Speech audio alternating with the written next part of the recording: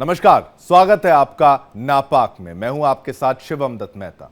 ये वो मंच है जहां पाकिस्तान का हर झूठ, हर मक्कारी, हर गीदड़ भभकी और धमकीबाजी है ना उसकी, जो पाकिस्तान की, इस धमकीबाज पाकिस्तान की साजिश का पर्दाफाश होगा। चाहे मुद्दा सिंधु जल संधि का हो या पाकिस्तान के खोखले वादे का। देखिए, पाकिस्तान में लोगों को आजादी के नाम पर धोखा दिया जाता है, वहां की आवाम को ठगा जाता है। आखिर ये पाकिस्तान में कैसी आजादी का जश्न? 14 अगस्त पाकिस्तान अपनी आजादी का जश्न मनाने की तैयारी में कर रहा था, लेकिन पाकिस्तान के कब्जे वाले कश्मीर में गूंज रही थी आजादी नहीं, बगावत की आवाज।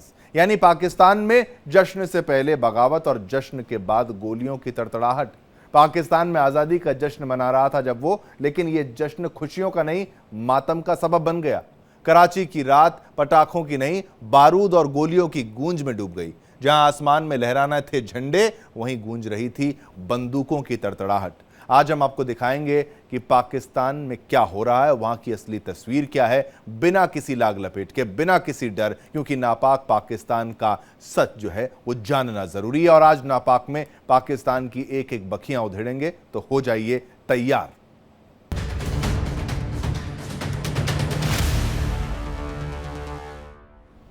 पाकिस्तान के कब्जे वाले कश्मीर में एक बार फिर गूंजे हैं बगावत के नारे, वो भी 14 अगस्त की पूर्व संध्या पर, जब पाकिस्तान आजादी की जश्न की तैयारी में जुटा था। रावलकोट की सड़कों पर हजारों लोग उतरे और निशाने पर सीधे पाक सेना और उसका चीफ आसिम मुनीर।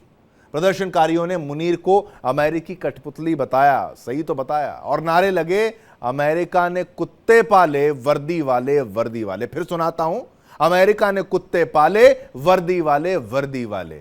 यानी कुत्ता किसको कहा? पाकिस्तान की फौज को।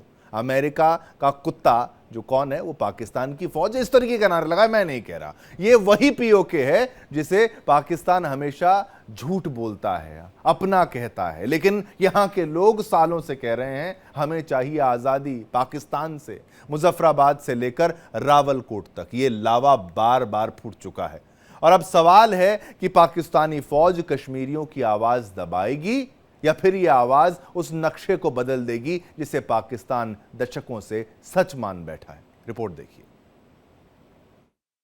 अमेरिका ने कुत्ते पाले, वर्दी वाले वर्दी वाले, अमेरिका ने कुत्ते पाले, वर्दी वाले वर्दी वाले, अमेरिका ने कुत्ते पाले, वर्दी वाले वर्दी वाले, अमेरिका ने कुत्ते पाले, वर्दी वाले वर्दी वाले।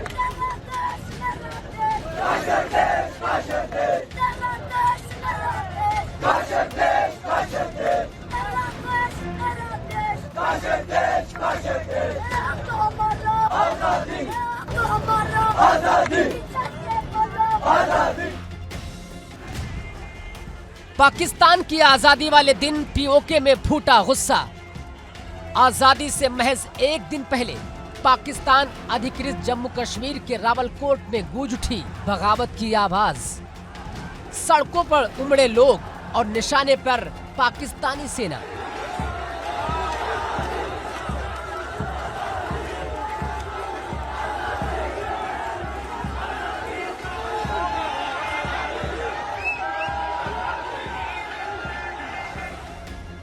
प्रदर्शनकारियों ने जो नारे लगाए वो इस्लामाबाद और रावलपिंडी के लिए किसी चुभते तीर से कम नहीं है। रावल की गलियों में गूंजा गुस्सा।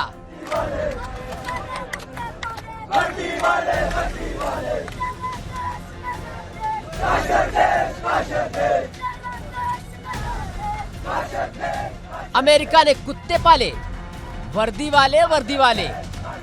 ये नारे सिर्फ शब्द नहीं बल्कि पाकिस्तान के खिलाफ बढ़ते आक्रोश की गूंज है। अमेरिका ने कुत्ते पाले, वर्दी वाले वर्दी वाले, अमेरिका ने कुत्ते पाले, वर्दी वाले वर्दी वाले, अमेरिका ने कुत्ते पाले, वर्दी वाले वर्दी वाले, अमेरिका ने कुत्ते पाले, वर्दी वाले वर्दी वाले। काशर देश, काशर देश, काशर देश, काशर देश, काशर देश, काशर देश। आजादी, आजादी, आजादी। लोगों ने पाकिस्तान आर्मी चीफ आसिम मुनीर को डोनाल्ड ट्रंप का कठपुतली कहकर पुकारा। आरोप साफ है, पाकिस्तानी सेना अमेरिका के इशारों पर नाच रही है और पीओके के लोगों की आवाज को दबा रही है। पीओजेके के लोगों का कहना है कि आजादी के नाम पर पाकिस्तान में सिर्फ और सिर्फ दमन किया जा रहा है। अब ये जनता खुलकर कह रही है, बस बहुत हो गया।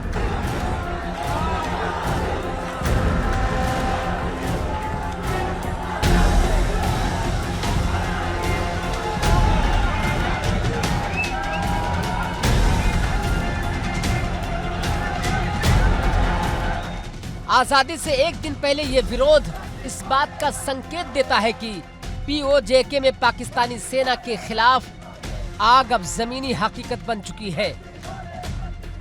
पाकिस्तान अधिकृत कश्मीर वो इलाका जिसे पाकिस्तान आजाद कहता है, लेकिन यहाँ की तस्वीर कुछ और ही कहानी बयां कर रही है। गली गली में पाकिस्तान सरकार और सेना के खिलाफ नारे गूंज रहे हैं और इस गुस्से की चिंगारी भड़क उठी है। पाकिस्तान के कब्जे वाले कश्मीर में जो कश्मीरियों का गुस्सा है वो पाकिस्तान के खिलाफ बहुत जायज़ है। इनफैक्ट आज से नहीं, कई सालों से ये बात देख रहे हैं कि किस प्रकार से उनको लगातार दबाया जाता है, किस प्रकार से उनका अधिकारों का हनन किया जाता है। वहाँ पे कि सीपैक रोड बनाई जा रही है, उनकी कोई सुनवाई नहीं हो रही है। और साथ साथ जब वो देखते कि भारत में किस प्रकार से कश्मीर में प्रगति हो रही है, भारत में किस प्रकार से कश्मीर में शांति है, भारत में किस प्रकार से कश्मीरी लोगों की तरक्की हो रही है, उनको पैसा आ रहा है, बच्चे पढ़ाई कर रहे हैं, उनको नौकरी लग रही है, तब पाकिस्तान का जो झूठा प्रचार फेल हो जाता है। और ये लोग खड़े हैं, आज उनके खिलाफ खड़े हैं। पाकिस्तान दुनिया में जो मर्जी कहता रहे, अपने अंदर तो कंट्रोल हो नहीं रहा। एक तरफ से खैबर पख्तूनख्वा इलाका, कहीं बलूचिस्तान, कहीं सिंध या पीओके, सब जगह में आग लगी है और इसकी जिम्मेदारी सिर्फ पाकिस्तान के लीडर्स पर है, उनकी सेना पर है। ये कोई पहला मौका नहीं है। मुजफ्फराबाद हो, रावलकोट हो, पीओके के दूसरे शहर हो, पिछले साल से लेकर अब तक कई बार लोग सड़कों पर उतर चुके हैं।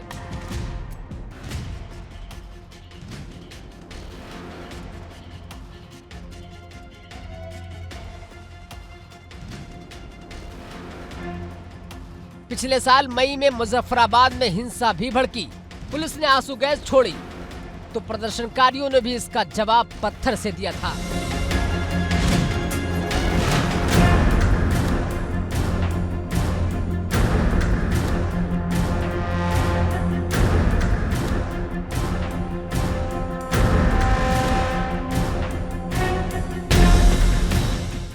पचहत्तर साल में पाकिस्तान ने जितना वक्त सेना के शासन में गुजारा, उतना शायद किसी चुनी हुई सरकार ने पूरा किया हो।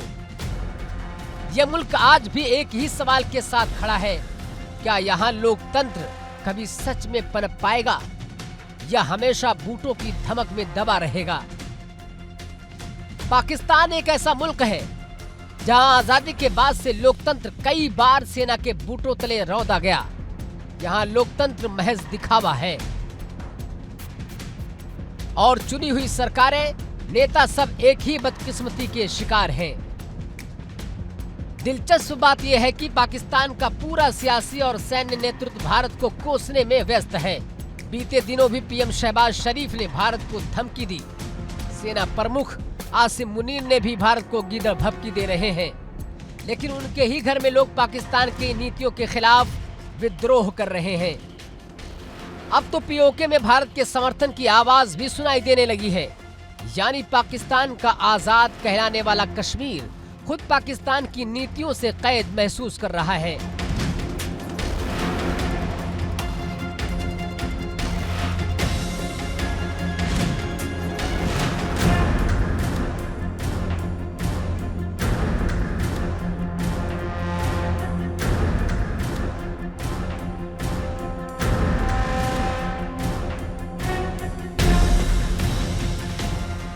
इधर पाकिस्तान बार बार कश्मीर को अंतर्राष्ट्रीय मंचों पर उठाने की कोशिश करता है और अमेरिका जैसे देश बीच बचाव का प्रस्ताव रखते हैं, लेकिन भारत का रुख साफ है।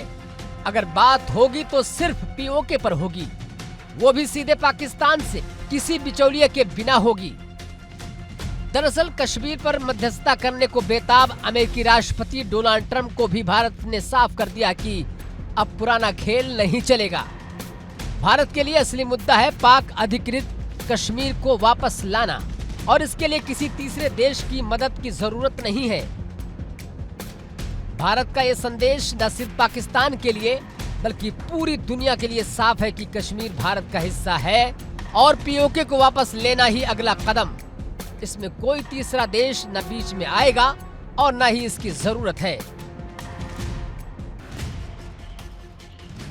लगातार बढ़ते विरोध ये साफ संकेत देते हैं कि पाकिस्तान की सेना और सरकार की नीतियां पीओके के लोगों को मंजूर नहीं, और अगर हालात ऐसे ही रहे तो ये आंदोलन पाकिस्तान के लिए एक बड़ी आंतरिक चुनौती बन सकता है। पाकिस्तान जिस पीओके को अपना हिस्सा मानता है, वहीं के लोग अब उसकी सेना को अमेरिका का पालतू कह रहे हैं। सवाल साफ है, क्या रावलकोट की ये गूंज आने वाले वक्त में पाकिस्तान के लिए भूचाल लाने वाला है? Bureau report, India daily.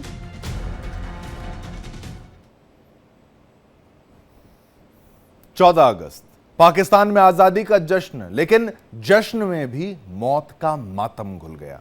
Karachi की रात बारूद और गोलियों की गूंज में बदल गई। जहां होनी थी झंडों की लहर, वहां गूंज रही थी बंदूकों की तड़तड़ाहट। यह है पाकिस्तान में आजादी का जश्न, जहां खुशी के नाम पर मौतें बांटी जाती हैं। और सवाल यह है कि क्या यह आजादी है या खूनी मेला? इतना ही नहीं, पेशावर के बाहरी इलाके में भी गोलियों की तड़तड़ाहट से पूरा इलाका दहल गया। अब यहां देखिए, हसन खेल थाने पर अज्ञात आतंकियों ने घात लगाकर हमला बोल दिया। दुनिया में पाकिस्तान की पहचान एक ऐसे मुल्क की बन चुकी है जहां आतंकी सिर्फ पनाह ही नहीं पाते बल्कि सरकारी ताकत का हिस्सा भी हुआ है। यह भी रिपोर्ट हमारी देखिए, मामले की गंभीरता को समझिए।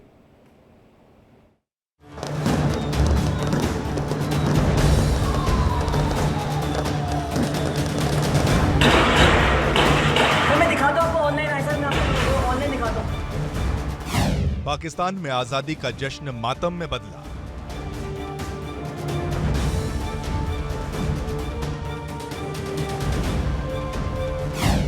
अंधाधुंध फायरिंग में 3 की मौत।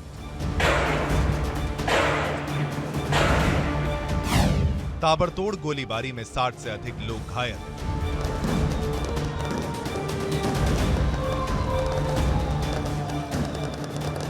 पाकिस्तान में एक ऐसा आजादी का जश्न, हवाई फायरिंग से मची तबाही, 3 की मौत, 60 से ज्यादा घायल। कराची में आजादी का जश्न, लेकिन गोलियों की तड़तड़ाहट ने रंग में घोल दिया जहर। अजीजाबाद में गली में खेल रही 8 साल की बच्ची अचानक गिर पड़ी क्योंकि ऊपर से चली एक गोली उसके सीने में आ लगी। कोरंगी में भी एक व्यक्ति की मौके पर ही मौत हो गई, जबकि महमूदाबाद और लियाकताबाद में भी कई लोग गोलियों का शिकार हो गए। जश्न की रात कराची की सड़कों पर गूंज रही थी हवाई फायरिंग, लेकिन इन गोलियों ने अस्पतालों को भर दिया। सिविल, जिन्ना और अब्बासी शहीद हॉस्पिटल में घायल लोगों का इलाज जारी है। पाकिस्तान पुलिस ने कुछ संदिग्धों को गिरफ्तार किया है। उनके पास से आधुनिक हथियार भी बरामद हुए हैं। पाकिस्तान में हवाई फायरिंग का यह खेल नया नहीं है। पिछले साल सिर्फ जनवरी महीने में कराची में 42 लोग मारे गए थे, जिनमें 5 महिलाएं भी थीं और 233 लोग घायल हुए थे। अधिकतर मामले निजी विवाद और झगड़ों से जुड़े थे, लेकिन इस बार जश्न मातम में बदल गया। पाकिस्तान के कराची शहर में एक और फायरिंग का हादसा निकल करके सामने आया है। आजादी का जश्न मनाते समय लोगों ने हवाई फायर किया, जिसमें 3 लोगों की जान चली गई और दर्जनों घायल हैं।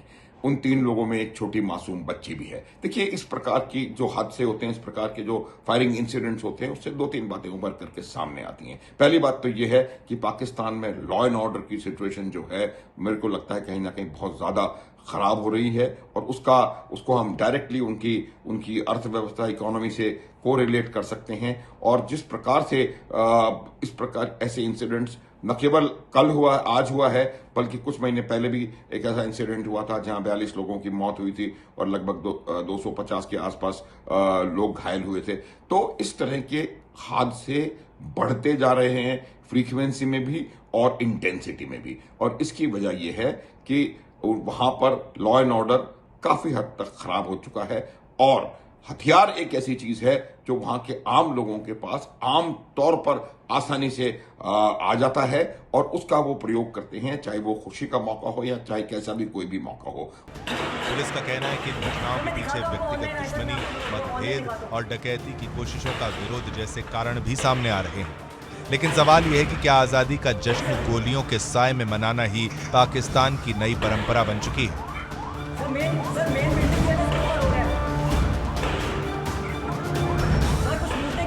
कराची में हुए इस हादसे ने एक बार फिर साबित कर दिया कि हथियारों के खुले इस्तेमाल और कानून के कमजोर शिकंजे ने हालात को कितना खतरनाक बना दिया है। पुलिस भले ही कार्रवाई की बात कर रही हो, लेकिन हकीकत यह है कि पाकिस्तान में हर साल ऐसे जश्न कई परिवारों के लिए मातम बन जाते हैं।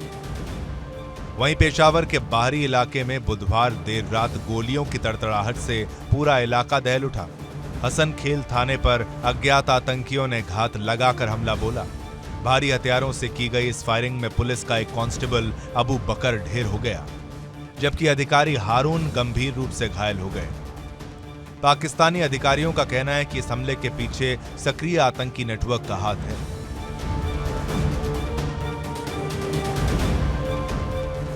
हसन खेल इलाका पहले भी आतंकी गतिविधियों के लिए कुख्यात रहा है और ये इस बात का सबूत है कि पाकिस्तान में आतंकी हमले अभी भी पूरी तरह खत्म नहीं हुए। पाकिस्तान का आतंकवाद से रिश्ता कोई नया नहीं है। यहाँ की धरती से दुनिया के कई हिस्सों में मौत का कारोबार होता है। अफगानिस्तान से लेकर भारत तक खून खराबे की कहानियों में ज्यादातर धागे पाकिस्तान से ही जुड़ते हैं।